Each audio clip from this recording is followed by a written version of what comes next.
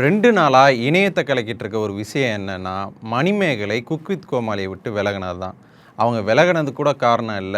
அதுக்கு காரணமா இருந்தது பிரியங்கா தான் அப்படின்னு அவங்க குறிப்பிட்டது தான் இந்த இடத்துல ஒரு முக்கிய சர்ச்சையாவே இருக்கு. ஆக்சுவலி வந்து குக் வித் கோமாளில ஏன் பாதி ஷோல பாதி எபிசோட்ல இருந்து நீங்க இல்ல இனிமே நீங்க இருக்க மாட்டீங்களா அப்படின்னு கேட்டவங்களுக்கு yes I am not part of cook with Comali any மோர்.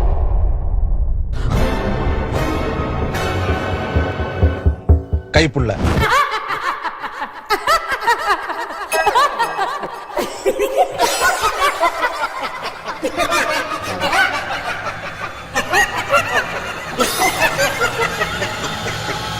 இது ஒரு தனிப்பட்ட விஷயம் தானே. இதையே நம்ம எடுத்து பேசணும் அப்படின்னா, ஏன் எடுத்து பேசுறோன்றத நம்ம இந்த வீடியோட பின்னாடி உங்களுக்கு புரியும். ஸோ கண்டிப்பா கேளுங்க. பிரியங்கா, மணிமேகலை 2 பேருமே சன் டிவியை பின்புலமா கொண்டவங்க. இவங்க முன்னொரு காலத்தில் சன் டிவியில் நீண்ட காலம் ஒர்க் பண்ணிவிட்டு அதுக்கப்புறமா விஜய் டிவி வந்தவங்க. இதில் முதல்ல விஜய் டிவிக்கு வந்தது பிரியங்கா தான். சொல்லப்போனால் பிரியங்கா விஜய் டிவியில் தான் ரொம்ப ஃபேமஸ் ஆனாங்க. சன் டிவியில் அவ்வளோ முகம் தெரியாதவங்களாகவும் பரிச்சயமற்றவங்களாகவும் தான் இருந்தாங்க. தன்னோட காமெடி சென்ஸாலையும் எதையும் டேக் இட் ஈஸியாக எடுத்துக்கிறதுனாலையும் பிரியங்கா நீண்ட காலமாகவே அங்கே சர்வைவல் ஆகிட்டு இருக்காங்க. இந்த சமயத்தில் தான் குக் வித் கோமாளியாக இருக்கட்டும், அதை தாண்டி மற்ற ப்ரோக்ராமாக இருக்கட்டும், அதெல்லாம் மணிமேகலை தன்னோட காலடி தடத்தை பதிக்க ஆரம்பித்தாங்க. பிரியங்கா அளவுக்கு அவங்க ஜோவியலாக ரொம்ப இல்லை அப்படின்னா கூட தன்னோட தனிப்பட்ட திறமைகளால் அவங்களும் தன்னோட பங்களிப்பை நிரூபிச்சுக்கிட்டே இருந்தாங்க.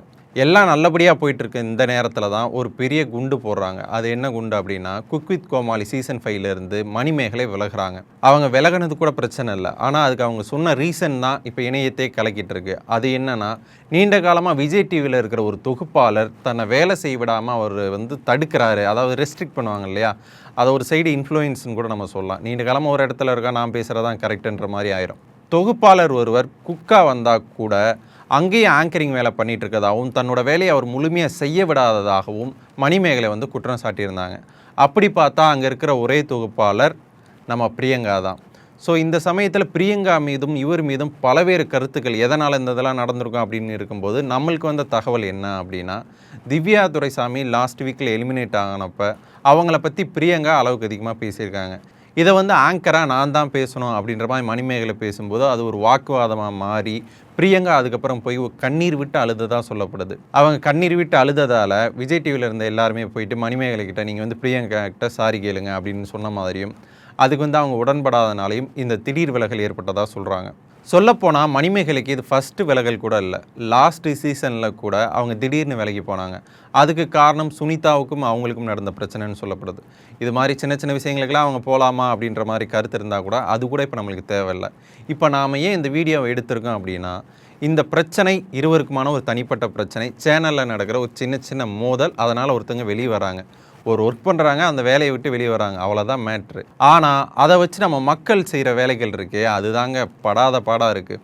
ஒவ்வொருத்தரும் தங்களுடைய கருத்துக்கள்ன்ற பேரில் ஏகப்பட்ட திணிப்புகள், அதில் பிரபலங்களுக்கும் பஞ்சம் இல்லை. அனிதா சம்பத் இந்த நேரத்தில் ஒரு பதிவு போட்டிருக்காங்க. அவங்க என்ன சொல்லியிருக்கா அப்படின்னா, ஒருத்தரை மிதிச்சுட்டு இன்னொருத்தர் மேலே வரணும்னு நினச்சா அது மாதிரி இன்னொருத்தரால் அவங்க மிதிப்பிடுவாங்க அப்படின்ற மாதிரி சொல்லியிருக்காங்க. இந்த இடத்துல அவங்க மணிமேகலை குறிப்பிடுறாங்களா இல்லை பிரியங்காவை குறிப்பிட்றாங்களான்னு தெரில. ஆனால் இந்த இடத்துல மணிமேகலை அவங்க குறிப்பிடல, பிரியங்காவை தான் குறிப்பிட்டிருக்காங்கன்ற மாதிரி சொல்கிறாங்க. பாடகி சுஜித்ரா இதை விட மோசமாக சொல்லியிருக்காங்க. அதாவது பிரியங்கா ரொம்ப மோசமான கேரக்டரு, அவளோட ஹஸ்பண்ட் அவளை விட்டு பிரியறதுக்கு காரணம் கூட அதுதான் அப்படின்ற மாதிரி சொல்லியிருந்தாங்க. இதெல்லாம் ரொம்ப பர்சனல் அட்டாக்னு தான் நம்ம சொல்லணும். அதே மாதிரி பிபி மாமா அப்படின்ற ஒருத்தரும் ட்விட்டரில் ஒரு பதிவு போடுறாரு. அதில் விஜய் பாவனா வெளியே போகிறதுக்கும் பிரியங்கா தான் காரணம். அதே மாதிரி டிடி, ஜாக்லின் இவங்களும் வெளியே போகிறதுக்கு பிரியங்கா தான் முக்கிய காரணம், அவங்க தான் இதெல்லாம் பின்புலமாக இருந்து செஞ்சுக்கிட்டே இருந்தாங்க அப்படின்ற மாதிரியான பல குற்றச்சாட்டுகளை ஒவ்வொருத்தராக அடிக்கிட்டு இருக்காங்க. இன்னும் ஒரு சில மனிதர்கள் அவங்கெல்லாம் வித்தியாசமாக பதிவிடுறாங்க. அதாவது மணிமேகலைக்கும் அவருடைய கணவருக்கும் நிறைய விரிசல்கள், அதை தாண்டி அவங்க இதெல்லாம் பண்ணிகிட்டு இருக்காங்க, இது ஒரு லவ் ஜிகாத், இந்த குரூப் இப்படி பண்ணுமா, சம்மந்தமே இல்லாமல் சம்மந்தமற்றதை பேசிக்கிட்டே இருக்கிறதுல என்ன ஒரு சுகம் அப்படின்னு எனக்கும் தெரில. இதில் எந்த ஒரு விதமான நலனும் இருக்க தேவையில்லை. இது சம்மந்தமாக மாக்காப்பாட்டை கேட்கும்போது அவர் ரொம்ப தெளிவாகவே சொல்கிறாரு, அந்த இடத்துல நான் இல்லை, அதனால் சரி எது தவறு எதுன்னு எனக்கு தெரியவும் தெரியாது. அதே நேரத்தில் ஒரு காட்டில் 2 யானைகள் சண்டை போட்டுட்டு இருக்குன்னா நம்ம போய் அதை சமாதானப்படுத்த முடியாது, நம்ம விலகி நிற்கிறதா நல்லது, தூரமாக நான் நிற்கிறேன், எது சரியாக அது நடக்கட்டும் அப்படின்ற மாதிரி அவர் சிம்பிளாக சொல்லி முடிச்சிருக்காரு. நம்ம ஏதாவது என்னன்னு சொல்கிறோன்னா, இப்போ நம்ம ஒரு காட்டு வழியாக போயிட்டு இருக்காங்க, 2 யானை அடிச்சுன்னு வைங்களேன், அங்கே இறங்கி போய் நடுவில் சமாதானம்லாம் பண்ணுறதுக்கு போகக்கூடாது, அது நம்மள நசிக்கு போட்டு அது மாதிரி போயிடும். எல்லா பிரச்சனைகளையும் நன்கு தெரிஞ்ச ஒரு நபர் நபர் அங்கே என்ன நடந்திருக்குன்னு கண்டிப்பாக அவரால் துல்லியமாகவே சொல்ல முடியும்.